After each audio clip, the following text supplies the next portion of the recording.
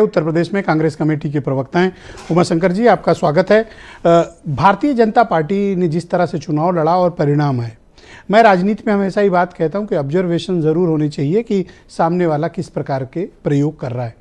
क्या कांग्रेस को इस बात का इल्हाम है कि भारतीय जनता पार्टी पूरे फेस बदल रही है, राजनीति के पूरी पीढ़ी बदल रही है और यंग लीडरशिप को सामने ला रही है? पुराने लोगों का उपयोग वो जहां करना चाहे करेगी, नहीं करना चाहेगी नहीं करेगी। आप लोग कुछ इससे सीखने को तैयार हैं? देखिए ब्रजेश जी, मुझे लगता है कि भारतीय जनता पार्टी में जो कुछ चल रहा है वो 2024 के चुनाव को दृष्टिगत रख के किया जा रहा है। उससे ज़्यादा नरेंद्र मोदी जी और उसके बाद अमित शाह जी कहाँ स्थापित होंगे, ये सारा खेल इस बात को लेके चल रहा है। इन्होंने कहा कि हमने पुराने लोगों को अलग जगहों पे जो उनका काम होगा वो दिया जाएगा। अगर ये सच्चाई है तो जब आप उत्तर प्रदेश में चुनाव लड़ रहे थे और भारतीय जनता पार्टी को पूर्ण बहुमत मिला था तो केशव मौर्य जी की उम्र तो कम ही थी, जेपी नड्डा से तो कम ही है। जेपी नड्डा जी 63 साल के, वो 54 साल के।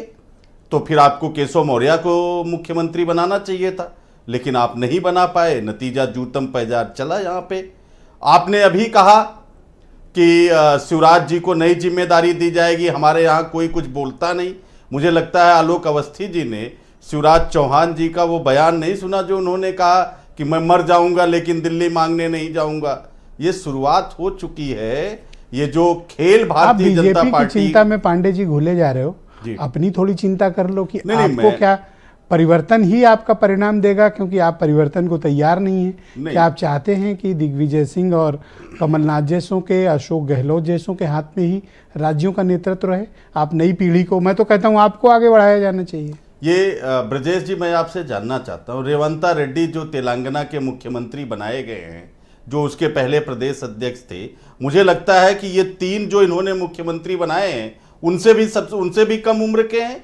मैंने मेंशन किया उनका अचीवमेंट। तो मैं वही तो कह रहा हूं कि कांग्रेस पार्टी लोगों का मेरिट और उनकी पार्टी को लेकर जिसने जो मेहनत की है उसके आधार पर अच्छा, सीधे सीधे पूछ लेते हैं, घुमा के पूछने का कोई प्रश्न नहीं। चलो सीधे पूछ लेते हैं, ये कमलनाथ, दिग्विजय सिंह और इनको हटाओगे कि नहीं?